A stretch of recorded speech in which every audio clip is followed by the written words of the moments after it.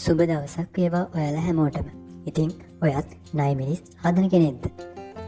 නැත්තම් නයිමිරිස් වගාවක් ආරම්භ කරන්න හිතන් ඉන්න කෙනෙක්ද? එහෙනම් නයිමිරිස් පැල හරියටම හිටවන්න පස් මාධ්‍ය හදාගන්න මේ වීඩියෝ එක දිගටම බලන්න. ඉතින් මේ පස් මාධ්‍ය හදාගන්න අපිට ඕන වෙනවා කොම්පෝස්ට්, මතු පිටපස්, කරදහයියා, ඒ වගේම තේනම් ඩොලමයිට් ස්වල්පයක්. මතු පිටපස් වෙනකොට ඔයගොල්ලන්ට කොහොමවත් භාවිත කරන්නත් පුළුවන්. පළවෙනියටම කරන්න තියෙන්නේ 1:1 අනුපාතයට මතු පිටපස්, කොම්පෝස්ට්, කරදහයියා මිශ්‍ර කරගන්න එක. ඉතින් මේ විදිහට හොඳින් මිශ්‍ර කරගත්ත අපේ වගා මාධ්‍ය ජීවාණුහරණය කරගන්න එක තමයි අපේ ඊළඟ පියවර. ඉතින් අපිට මේ ජීවාණුහරණය කිරීම හිරුවෙලිය මගින් හරි එහෙමත් නැත්නම් රසායනික ද්‍රව්‍යයක් මගින් කරගන්න පුළුවන්.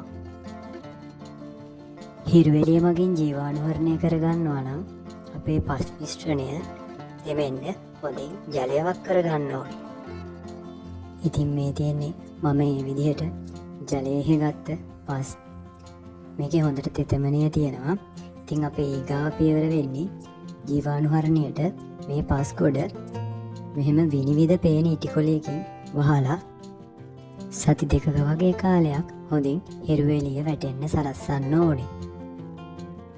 ඉතින් සති දෙකකට පස්සේ අපිට මෙහෙම මේ ඉටිකොලේ හැරලා අපිට ජීවාණුහරණය කරගත්ත අපේ වගා මාධ්‍ය ටික භාවිතයට ගන්න පුළුවන්.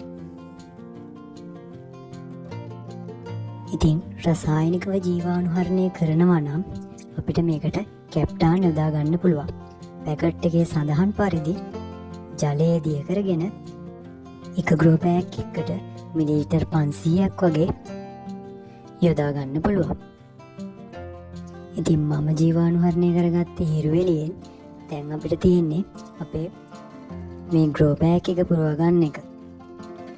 ඉතින් මේ විදිහට හොඳින් ග්‍රෝ බෑග් එකේ අඩිය හදා ගන්න ඕනේ. හොඳට බලන්න ඕනේ මේකේ වතුර බහැලා යන්න මේ තියලා තියෙන හිල් ටික වැහෙන්නේ නැති වෙන්න හොඳට තියද කියලා. ඊළඟට කරන්නේ අපි හදාගත්ත අපේ වගා මාධ්‍ය ග්‍රෝ බෑග් එකට පුරව ගන්න එක. ඉතින් කොයිම වෙලාවකවත් මෙතනදී ග්‍රෝ බෑග් එකේ වගා මාධ්‍ය අපි අතින් තද කරන්නේ. ග්‍රෝ බෑග් එකේ උඩ මට්ටමට අඟලක් වගේ තියෙන්න වෙනකන් අපි මේ වගා මාධ්‍ය පුරව ගන්න ඕනේ.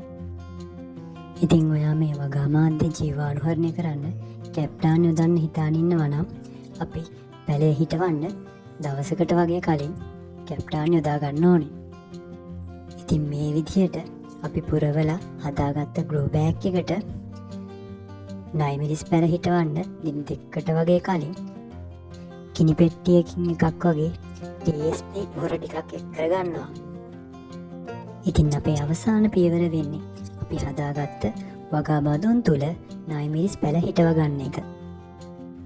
මේකෙදි අපිට අඟල් 16 ග්‍රෝ බෑග් එකේ නම් එක පැලය බැගින් හිටව ගන්න පුළුවන්. ඒ වගේම අඟල් 18 ග්‍රෝ බෑග් එක ගන්නවා නම් අපිට පැල දෙක බැගින් උනත් හිටව ගන්න පුළුවන්. ඉතින් මේ වීඩියෝ එකෙන් ඕගොල්ලෝ දෙයක් ගත්තා නම් පහලින් කමෙන්ට් එකක් දාන්න. ඒ වගේම තව කෙනෙක්ට බලන්න මේ වීඩියෝ එක ෂෙයා කරන්න. ඒ වගේම අපිව සබ්ස්ක්‍රයිබ් කරන්නත් අමතක කරන්න එපා. ඉතින් තවත් වීඩියෝ එකකින් හම්බ වෙනකම් සුබ දවසක්.